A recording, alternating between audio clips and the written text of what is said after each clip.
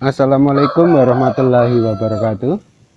Halo teman-teman semua, berjumpa lagi dengan saya di Gupondoro channel yang membagikan tip-tip seputar merpati dan serba-serbinya.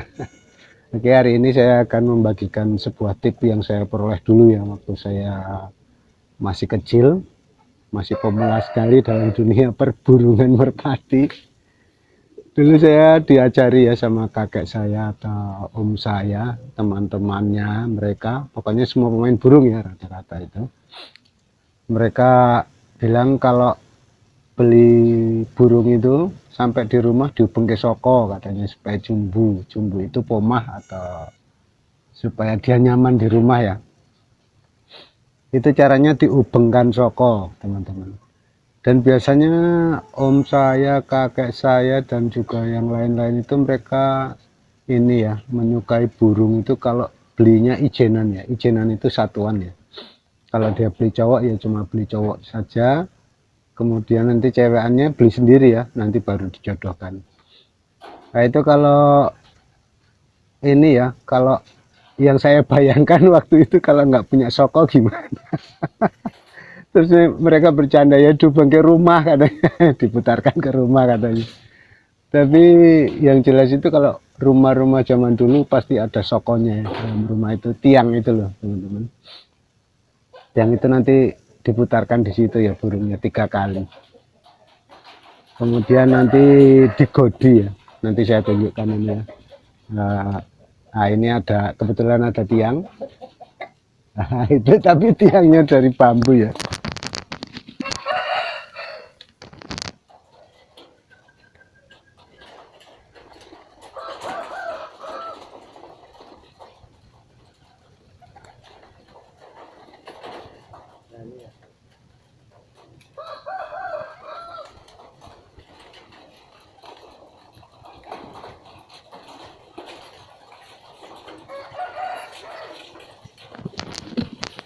Nah itu teman-teman ya caranya diputarkan di tiang 3 putaran ya kalau orang zaman dulu mereka ininya ya anjurannya. Kalau sudah di ini sudah diputarkan 3 kali di tiang atau di soko rumah itu nanti biasanya mereka digodi ya namanya. Digodi itu ini bulu yang paling ujung ini dilubangi pakai jarum atau pakai apa ya? Ya jarum lah. Disobek sedikit gini supaya nanti ada alat pengikatnya. Kalau kami di Jawa Tengah sini di Purworejo bilangnya unus ya. Unus itu diambil dari sabut kelapa, terus kalau kita ini kan ada kayak benangnya itu ya, dia ulet sekali. Nah ini nanti yang satu ini, yang ujung ini dimasukin, yang sudah dirobek ini ya, lidinya ini dirobek di tengah sedikit untuk menyusupkan itu ya. Untuk menyusupkan unusnya itu ya, terus diikat 1 kali, baru nanti yang kedua ini, yang lar kedua dipepetkan begini juga diikat ya dengan yang bulu lar yang pertama itu. Kemudian yang ketiga, yang keempat, yang kelima sampai yang keenam, supaya dia tidak bisa terbang ya. Kalau untuk ini ya diikat itu supaya dia terbangnya juga berat, tidak akan pergi ya maksudnya. Nah itu kalau sudah gitu baru di ini ya dibikinkan ke bekupon ya. Bekupon itu rumah burung itu yang kotak itu, terus nanti dimasukkan di situ, terus setiap pagi atau siang begitu diambil, ditaruh di kurungan yang kayak gitu itu ya, yang kayak mana ya itu ya. Nah itu nanti di PP ya, kasih makan di PP itu selama 2-3 hari begitu, terus kalau sore dimasukkan, atau kalau pas sudah siang sekali udah panas itu dimasukkan lagi di pegupon, begitu terus ya selama 3-4 hari.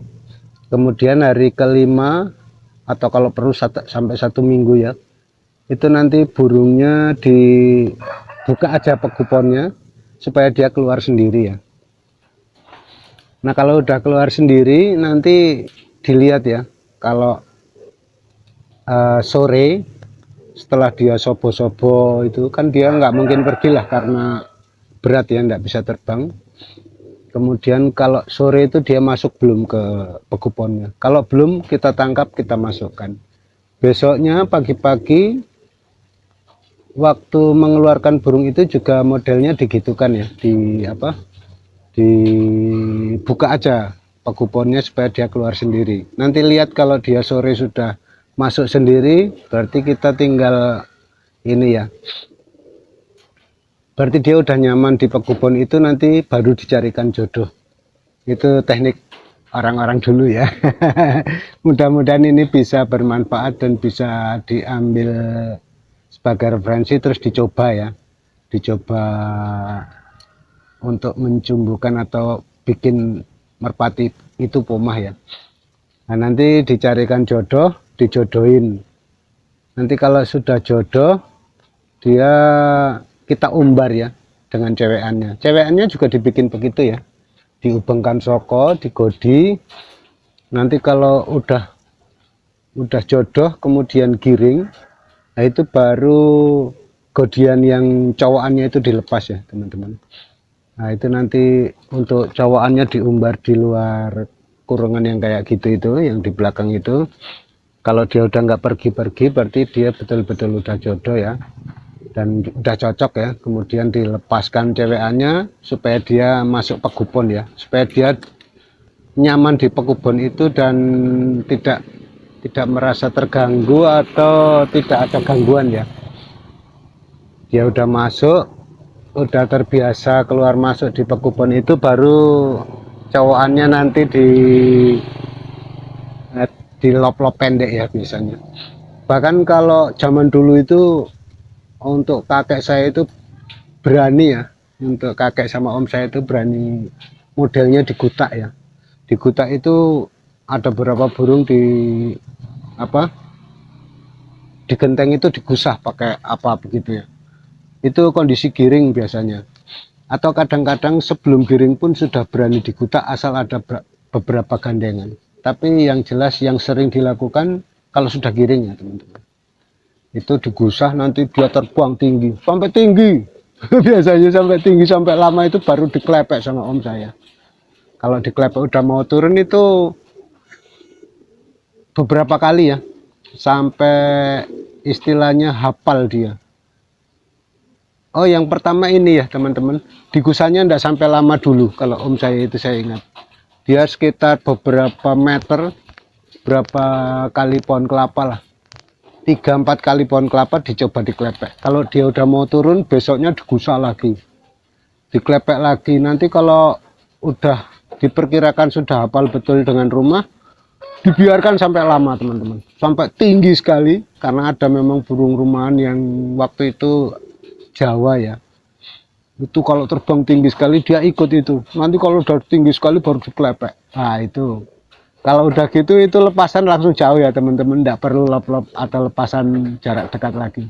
Itu biasanya om saya lepasinnya itu langsung jarak sekitar setengah kilo ya. Kalau setengah kilo udah pulang langsung lebih jauh gitu, cepat sekali dulu kalau om saya itu. Yang penting dia yakin kalau burung itu memang bagus, dan rambunan Jawa Gresiknya juga imbang bagus.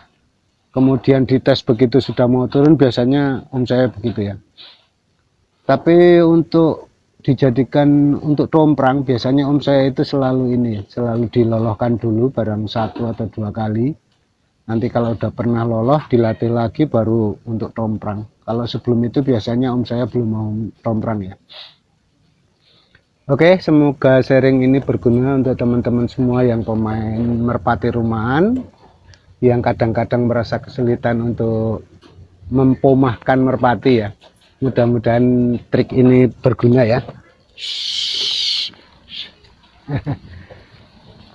Oke, terima kasih untuk teman-teman. Silahkan like, comment, subscribe-nya.